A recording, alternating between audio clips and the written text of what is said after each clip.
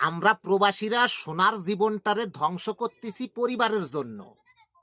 আমরা এইখানেও থাকি শূন্য হাতে, যখন 10 বছর 5 বছর পরে দেশে যাব তখনও থাকি শূন্য হাতে। এইগুলো কাদের জন্য করি? ওই পরিবারের সুখের জন্য। আর বর্তমান অনলাইনে যাওয়ার মতো কোনো পরিবেশ নেই এই প্রবাসীদের স্ত্রীর পরকীয়ার জন্যে। এত কামড় কেন? এত যদি কামড় হয়, এই কামড় যদি ঠেকাতে না পারো, লাগাও ডিভোর্স, নাং ধরে চলে যাও। এই প্রবাসীরা একটা টাকা ইনকাম করতে গেলে গোয়ার তার ছিঁড়ে যায়, কত ফুট পানি পড়ে, এটা তো তোমরা কখনো অনুভব করো না।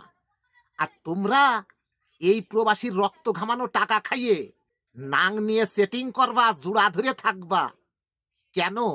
যদি প্রবাসীকে ভালো না লাগে, নাং ধরে চলে যাও। এই প্রবাসীর তা খাওয়ার দরকার নেই।